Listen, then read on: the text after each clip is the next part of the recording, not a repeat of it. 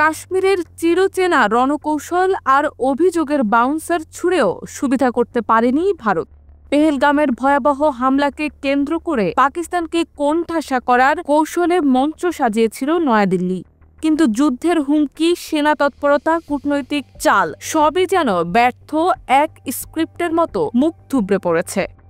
পাকিস্তান শুধু পাল্টা জবাবের প্রস্তুতি নেয়নি, বরং আঞ্চলিক নিরাপত্তা ও আন্তর্জাতিক সহমর্মিতা অর্জনের খেলায় চালাকি দেখিয়েছে। ফলে সন্ত্রাসবাদ রুখে কাশ্মীরের নিয়ন্ত্রণ কায়েমের ভারতের স্বপ্ন এ যাত্রায় ভেঙে পড়েছে একদম নকআউটের মতো। 22 এপ্রিল পেহেলগামের পর্যটন এলাকায় ভয়াবহ আত্মঘাতী হামলায় প্রাণ হারান 26 জন। এটি 2000 সালের পর সবচেয়ে বড় হামলা বলে জানিয়েছে ভারতের নিরাপত্তা সংস্থা। ঘটনার জন্য সরাসরি পাকিস্তানকে দায়ী করে ভারত সরকার, যদিও ইসলামাবাদ এমন অভিযোগ কঠোরভাবে প্রত্যাখ্যান করে এবং নিরপেক্ষ আন্তর্জাতিক তদন্তের দাবি জানায়।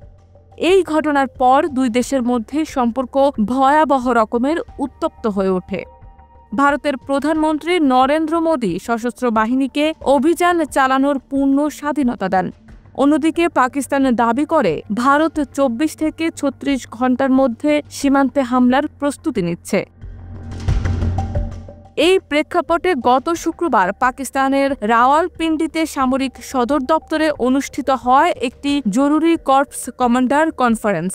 সেখানে সেনাপ্রধান জেনারেল আসিম মুনিরের নেতৃত্বে সামরিক বাহিনীর উচ্চপদস্থ কর্মকর্তারা বৈঠক করেন।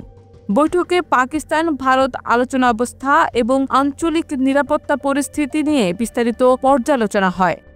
পাকিস্তান সেনাবাহিনী জানায়, দেশটির শান্তিপূর্ণ অবস্থান বজায় রাখার অঙ্গীকার থাকলেও যদি কেউ যুদ্ধ চাপিয়ে দেয় তবে তার উপযুক্ত ও কঠোর জবাব দেয়া হবে।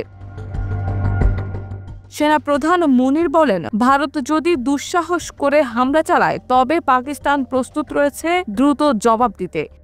সীমান্তের কাছে পাকিস্তান সেনাবাহিনী ইতোমধ্যেই পূর্ণমাত্রার সামরিক মহড়া চালিয়েছে। এতে আধুনিক অস্ত্র ও সরাসরি গুলির অনুশীলন অন্তর্ভুক্ত ছিল। এছাড়া প্রতিরক্ষা মন্ত্রী খাজা আসিফ জানিয়েছেন, দেশের সেনাবাহিনী এবং জনগণের মনোবল বর্তমানে অত্যন্ত দৃঢ় এবং একতাবদ্ধ।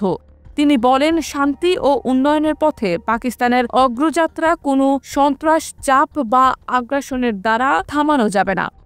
ভারতের প্রতিক্রিয়াও থেমে থাকেনি। স্বরাষ্ট্রমন্ত্রী অমিত শাহ হুঁশিয়ারি দেন, পেহেলগাম হামলার সাথে জড়িতদের বিরুদ্ধে নির্দয় ব্যবস্থা নেওয়া হবে। পাশাপাশি পাকিস্তানের প্রধানমন্ত্রী শাহবাজ শরীফের ইউটিউব চ্যানেল ভারতে ব্লক করা হয়েছে। এই উত্তেজনাপূর্ণ পরিস্থিতিতে যুক্তরাষ্ট্র নজর রাখছে। ভারতের প্রতিরক্ষা মন্ত্রী রাজনাথ সিং এবং মার্কিন প্রতিরক্ষা মন্ত্রী পিট হেগসেথ ফোন আলাপে সন্ত্রাস বিরোধী লড়াইয়ে ভারতের পাশে থাকার বার্তা দেন। তবে সামগ্রিক চিত্র বিশ্লেষণে দেখা যাচ্ছে, ভারত যতই আক্রমণাত্মক অবস্থান নিক না কেন, পাকিস্তান সেনা ও কূটনৈতিক উভয় পর্যায়ে সফল প্রতিরোধ গড়ে তুলেছে।